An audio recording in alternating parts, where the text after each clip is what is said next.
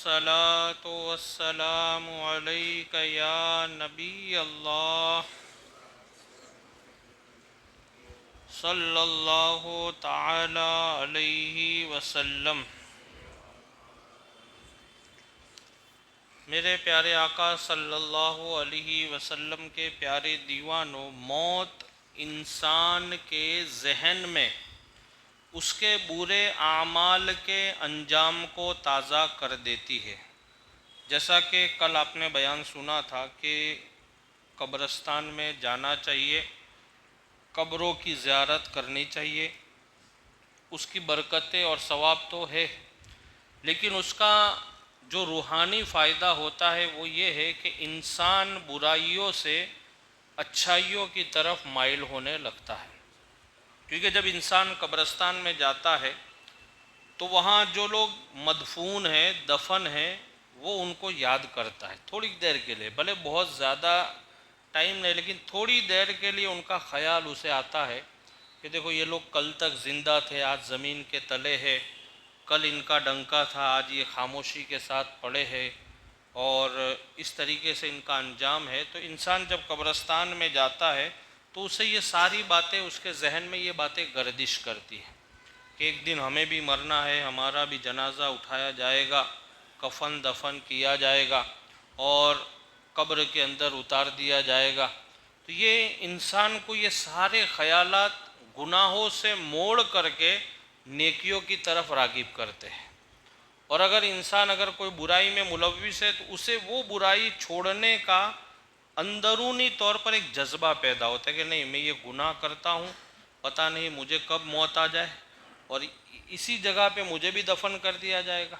جیسے آج یہاں پہ لوگوں کو دفن ہے، مجھے بھی دفن کر دیا جائے گا۔ تو اس طریقے سے ہمارے بزرگوں کا بھی طریقہ رہا ہے کہ وہ وقتاً فوقتاً قبرستان جایا کرتے تھے، اور جانے کے بعد وہ فاتحہ خوانی بھی کرتے تھے، اور دوسرا یہ کہ وہاں جانے کے بعد انسان کو آخرت کی یاد کے جو جذبات ہوتے وہ بڑھ جاتے ہیں، اسے موت کی یاد آتی ہے، موت کو یاد کرتا ہے، موت کا تصور اس کے ذہن میں گردش کرنے لگ جاتا ہے۔ تو وہی صاحب کتاب اوپر والے بیان کا خلاصہ کرتے ہیں کہ موت انسان کے ذہن میں اس کے برے اعمال کے انجام کو تازہ کر دی۔ جو برے اعمال وہ کرتا ہے اس کا انجام اس کے ذہن میں آتی ہے، یار میں نے یہ گناہ کیا ہے، میں نے یہ کام کیا ہے، اب میرا کیا ہوگا، مجھے ایک دن یہاں دفن ہونا ہے، اور قبر میں کس طریقے سے رہوں گا، حشر میں کیسے جاؤں گا، میرے حساب و کتاب ہوں گے، نامہ اعمال کیسے ہوں، یہ ساری چیزیں اس کے ذہن میں گردش کرنے لگتی ہے۔ اب ظاہری بات ہے جس آدمی کے دل میں قبر کا خوف آئے گا، حشر کا منظر آئے گا، ظاہری بات ہے وہ گناہوں سے اپنے آپ کو دور کرے گا اور نیکیوں کی طرف جانے کی کوشش کرتا ہے۔ تو کہتے ہیں کہ موت انسان کے ذہن میں اس کے برے اعمال کے انجام کو تازہ کر دے تاکہ انسان نیک ہو جائے۔ جب اس کے برے اعمال کا انجام جب اس کے نظروں کے سامنے آئے گا تو وہ خود بخود خوف زدہ ہوگا، کیونکہ آج دنیا کے اندر کوئی ایسی بات ہو جاتی ہے کہ جس کا خوف ہمارے ذہن میں آتا ہے تو ہم کیا کرتے ہیں کہ نہیں یار یہ کرنے سے یہ ہوتا ہے، تو ہم اپنے آپ کو بچاتے ہیں کہ یار نہیں، اس کا انجام بہت غلط ہے اور بہت سخت ہے اور ہماری برداشت سے باہر کی بات ہے۔ تو ایسے انسان جب قبرستان میں جائے گا تو اسے خیال آئیں گے، تو ہو سکتا ہے وہ جو گناہ کر رہا ہے تو وہ گناہوں سے دور ہونے کا جذبہ اس کے اندر پیدا ہو جائے۔ نیز موت کی یاد سے اس بات کا بھی احساس ہوتا ہے کہ اس کے عالم، اس عالم کے علاوہ ایک اور عالم ہے جہاں جانا ہے۔ آدمی کو جب وہاں جاتا ہے تو اسے موت کی یاد آتی ہے، اور موت کی یاد آنے کے بعد اسے یہ احساس ہوتا ہے ہر آدمی کو کہ یار یہ جو دنیا ہے یہ ہمارے لیے اینڈ نہیں ہے، ہمیں اس دنیا کے بعد ایک عالم اور ہے جہاں جانا ہے، اور وہاں سارا یہاں جو ہم کریں گے وہاں اس کا حساب و کتاب ہونے والا ہے۔ یہ سمجھو کھیتی کر رہے لیکن اس کا جو مواد اور جو اصل مواخذہ ہے وہ ہم کو اس کے بعد میں ملنے والا ہے۔ تو یہ تو ہم کھیتی کر رہے، درخت لگا رہے، اب اس کے جو پھل ہے وہ ہم کو ابھی دے رہے، وہ دوسرے عالم میں ملنے والے ہیں۔ تو کہتے ہیں کہ انسان کے اندر ایک احساس پیدا ہوتا ہے، اور وہ یہ ہے کہ اس عالم کے علاوہ یعنی اس دنیا کے علاوہ ایک اور عالم ہے جہاں عالم یعنی دنیا جہاں ہم کو جانا ہے، اور وہاں جا کر اس عالم کے اس عالم کے ایک ایک عمل کا حساب دینا ہے۔ آدمی کو احساس ہوتا ہے کہ یار یہ ایک عالم ہے اور دوسرا ایک عالم اور ہے، اور ایک عالم وہ تھا جہاں سے ہم آئے ہیں۔ تین عالم ہیں، عالم ارواح، عالم حیات، عالم برزخ۔ تو عالم ارواح جہاں پیدا ہونے سے پہلے ہماری روحیں تھی، ابھی عالم حیات جہاں ہم جو زندگی گزار رہے، اور اس کے بعد ایک اور عالم ہے عالم برزخ جہاں ہم کو جانا، اور جہاں جانا ہے وہ اس سے بھی سخت ہے، کیونکہ یہاں جو ہم کر رہے ہیں اس کا حساب و کتاب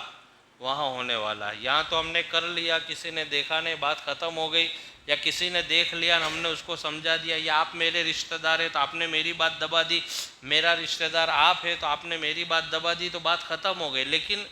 اس رب کی نظروں سے ہم نہیں بچا سکتے ہیں کہ جو ہر چیز دیکھنے والا ہے، جس کی جو علیم و خبیر سمیع و بصیر ہے، اس ذات سے ہم اپنے آپ کو بچا نہیں سکتے ہیں۔ تو کہتے وہاں جا کر اس عالم کے ایک ایک عمل کا حساب دینا ہے، ایک ایک عمل۔ آپ نے جو نیکیاں کی ہے اس کا بھی آپ کو جزا ملے گی، اور جو برائیاں کی ہے اس کی بھی سزا ملے گی آپ کو، یعنی جزا اور سزا دونوں ہمارے ساتھ ہے۔ یہ احساس بھی انسان کو نیکیوں کی طرف رغبت دلاتا ہے۔ جب انسان کو یہ احساس جاگ جائے کہ ہم کو وہاں جا کر کے ایک ایک عمل کا حساب و کتاب دینا ہے، تو یہ چیز اس کو نیکیوں کی طرف لے جاتی ہے کہ جب اللہ نے دی ہے، زندگی سلامت ہے، تو لاؤ اس کی بارگاہ میں سجدے کیوں نہ کرے، لاؤ پچھلے گناہوں سے توبہ کیوں نہ کرے، لاؤ ہم نے جو گناہ کر رہے اس کو آج ہی کیوں نہ چھوڑ دے، کل کی بات کل کس نے دیکھا۔ تو انسان کے اندر یہ احساس پیدا ہوتا اور نیکیوں کی طرف وہ جانے کی کوشش کر۔ اس لیے بزرگوں کا طریقہ رہا ہے کہ قبرستان جاتے تھے اور جایا کرتے، اس لیے ہمیں اور آپ کو بھی صرف ایسا نہیں کسی کی میت ہو جائے تو ہی ساتھ میں جائے، نہیں، ایسے بھی اسپیشلی طور پر بھی قبرستان جانا چاہیے، اور بہت زیادہ نہیں تو آپ کے پاس ٹائم کم ہے تو کم ٹائم، لیکن آپ وہاں جایا کریں۔ ہفتے میں اگر آپ کو ٹائم سیٹ ہو ایک بار جائے، اور اگر آپ کے پاس زیادہ ٹائم مناسب نکل جاتا ہے تو ہفتے میں 2 بار جانے کی عادت بنائے، تو وہاں جانے کا تو فائدہ جو ہوتا ہے وہ تو ہوگا ہی ہوگا، آپ کو ہونے والا ہے بے شک، لیکن اس کے علاوہ نیکیوں کی طرف آپ کا دل مائل ہونے لگ جائے گا، کیونکہ آپ کو یہ تصور آئے گا ایک دن ہم کو بھی یہاں رہنا ہے، یہ تو یہ دنیا ہے، جب تک ہم زندہ ہے تو چلو یہ کر لیا وہ کر لیا، یہاں اچھا نہیں لگتا ہے وہاں بیٹھ گئے، وہاں اچھا نہیں لگتا ہے یہاں بیٹھ گئے، آپ کے ساتھ بیٹھے تھوڑی دیر اچھا نہیں لگا ان کے ساتھ بیٹھے، تو یہ کر کے ہم اپنا ٹائم بسر کر، لیکن وہاں تو ہم کو رکھ دیا جائے گا، پھر وہاں کیا کریں گے؟ تو وہاں جائیں گے تو یہ ساری چیزیں ہمیں احساس ہوتی ہے کہ یار ایک دن ہم کو بھی یہاں آنا ہے، تو لاؤ وہاں جانے سے پہلے ہم اس کی تیاری بھی کریں، کیونکہ میں نے آپ کو پہلے بھی بتایا تھا کہ ہم کو یہاں سے ایک منزل ہماری اور ہے کہ جہاں جانا، اور وہ تو یقین ہے کہ وہاں جانا ہی ہے، تو اس لیے اس کی بھی تیاری کرنے کا احساس ہمارے اندر پیدا ہونا بہت ضروری ہے۔ اور میں نے آپ کو ایک مثال بھی دی تھی جو ہمارے کئی بزرگوں نے دی ہے کہ ہم کسی مکان میں جب شفٹ ہوتے ہیں تو پہلے سامان بیچتے پھر ہم رہنے جاتے،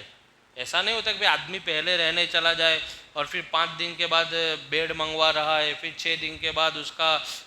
گدا منگوا رہا ہے، پھر 7 دن کے بعد ٹیبل منگوا رہا ہے، پھر 8 دن کے بعد آپ کے برتن آ رہے ہیں، پھر 9 دن کے بعد کھانے کا راشن آ رہا ہے، ایسا تو ہوتا نہیں۔ اگر میں یا آپ ہم ایک دوسرے کو اگر ایسا مشورہ دیں تو ہم کیا کہیں، ارے یار یہ سب تو جانے سے پہلے کرنے کا ہوتا ہے، آپ سوؤ گے کس پہ، آپ کھاؤ گے کیا، کھاؤ گے کس میں، بیٹھو گے کس پہ، مہمان آئیں گے تو بیٹھو کھاؤ، تو ہاں یار یہ بات صحیح ہے، جانے سے پہلے چیزوں کا انتظام ضروری ہے، کرنا چاہیے، نہیں ضروری ہے، نہیں تو بس ایسے ہی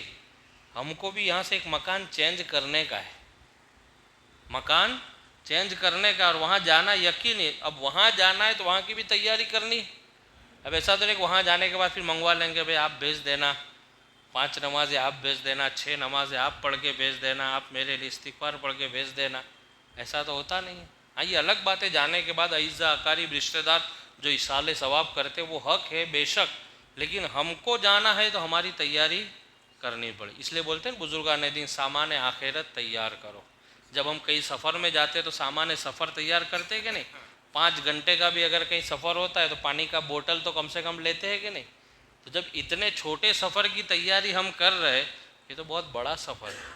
ہم کو سب کو چھوڑ دینا ہے پل بھر میں. ماں باپ کو چھوڑ دینا ہے, بہن کو چھوڑنا ہے, بیوی ہے تو بیوی, اور آپ کے جگر کے ٹکڑے اگر آپ کی اولاد ہے تو آپ ان کو بھی چھوڑنے والے ہو,